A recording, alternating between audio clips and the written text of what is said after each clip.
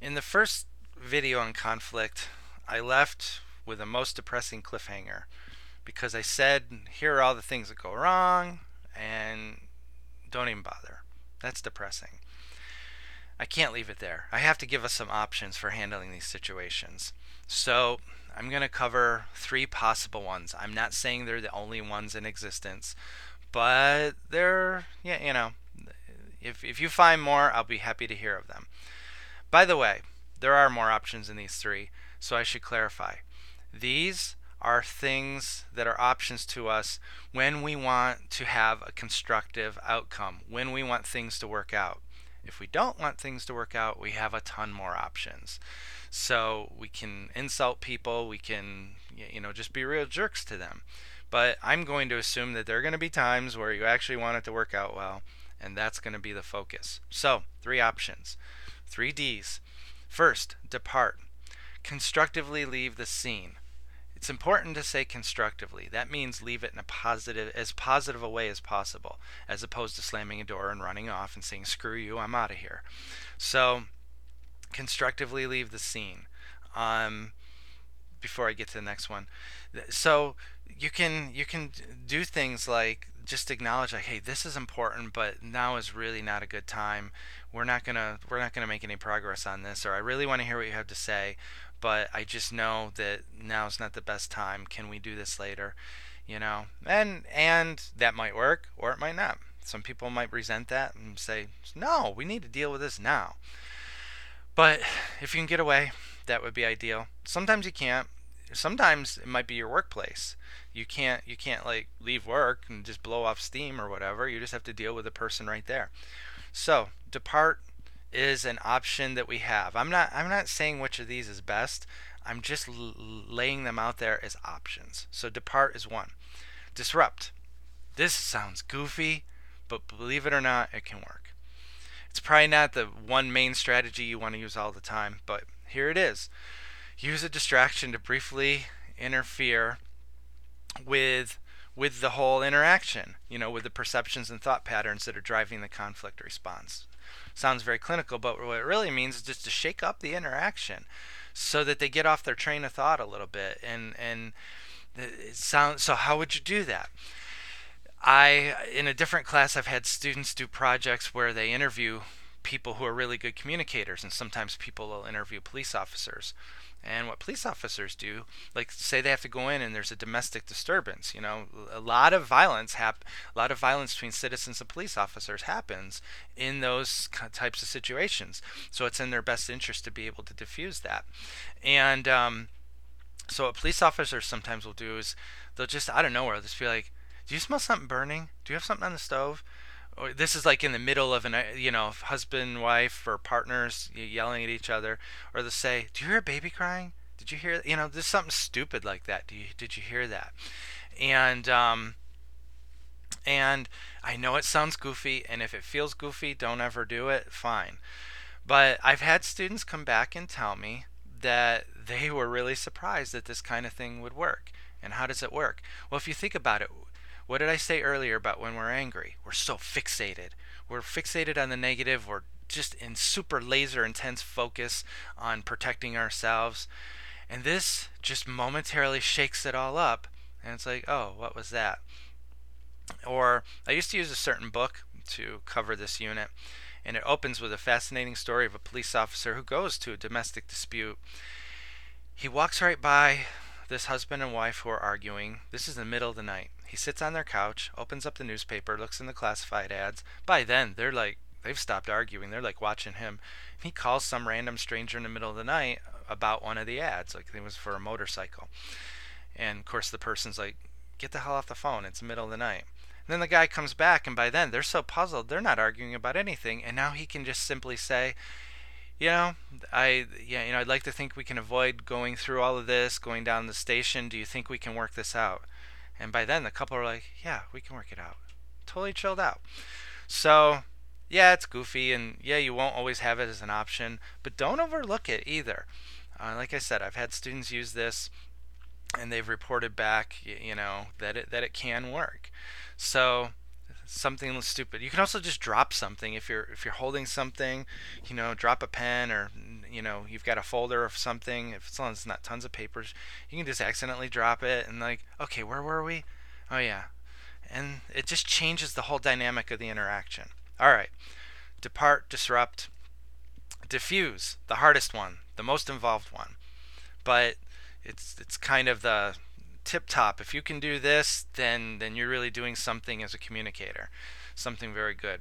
Calm the other person down until you can talk rationally with them. So if disrupting didn't work, departing, you can't do it, try to chill that person out. So how? Well, I have to do one more acronym here. Uh, there are 3 stages called the cup model. Chill yourself out, understand their concerns, and partner with them. So I'm going to go through each. Chill yourself out. Easier said than done. I'm going to give you a few ways to do it though. First, deep act. Reappraise the situation. We've already covered deep acting. See it from their perspective. See like, oh yeah, I can see why they'd be really upset. Okay. Maybe that can help you calm down and be more rational. Maybe not. So here's something else that researchers have suggested.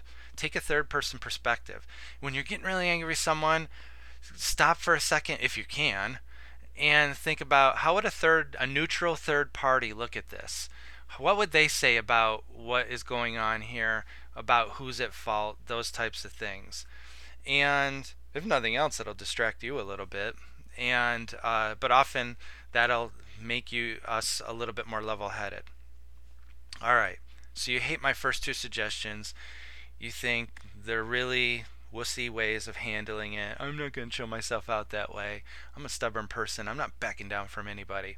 Okay. Well, I have one more solution that might help you. And also not easy, but it's basically using your stubbornness to serve a useful purpose. And it's okay, be competitive. Show that person, but make the battle about staying calmer than the other person. Win the battle to stay calm. I know, it's not much of a battle. It sounds lame, but it really can help. I actually learned this playing tennis. When I was first starting to play tennis, I would get really unglued, throw my racket, stuff like that. You would have loved it. It was fun to watch, but not fun to go through. And then I switched at some point and got to the point where I just wanted to look on every point. I wanted to look like I was 1 point down. So if I just had the dumbest, most lame shot ever, just come back relentless. Like, okay, no big deal.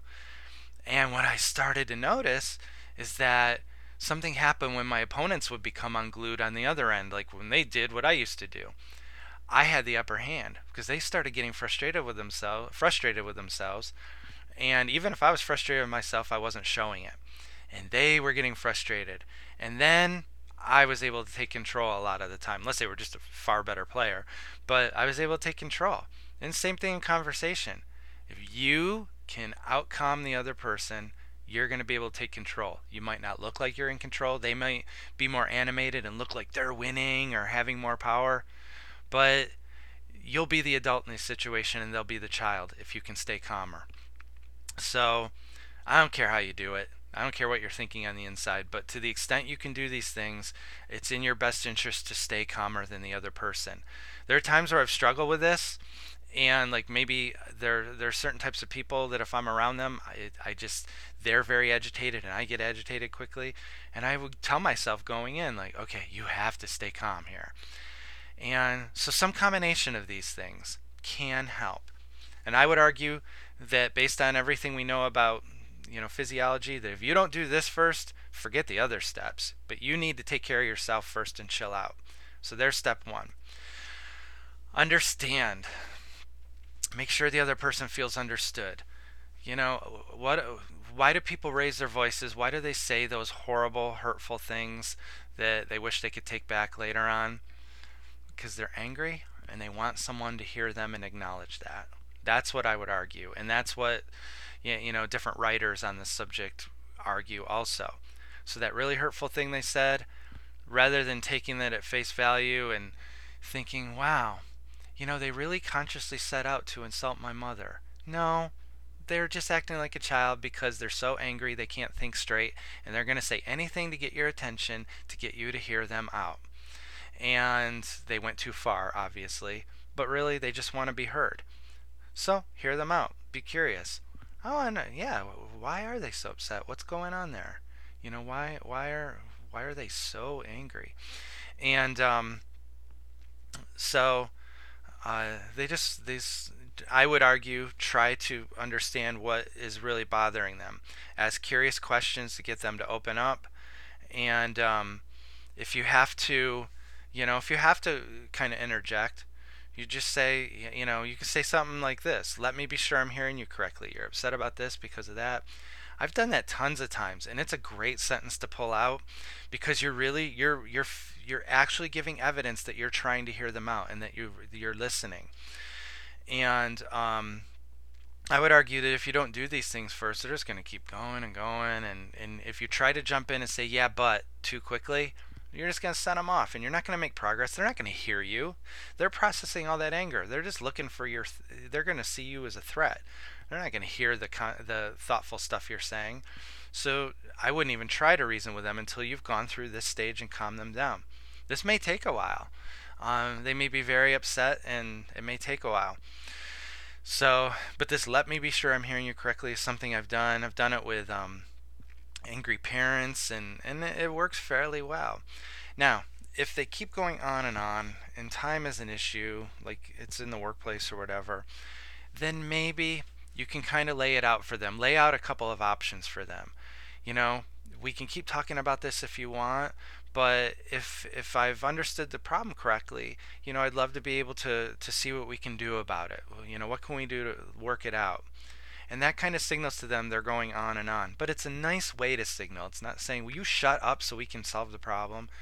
No, it's like, "Hey, you know what?" And you're giving them a choice. You're supporting negative face. We can keep talking about this if you want. You can keep going over it, but based on what you said, I think you've shared the problem with me, and I'd love to be able to start working on what we can do about it. You know, and that doesn't come out of your mouth unless you're a calm person or calmer than them. So that just reinforces the first step. So chill yourself, try to understand them, and then like I said, you may have to kind of stay in the stage a while. Don't rule out using a distraction just to speed it up. That's another kind of thing you can do.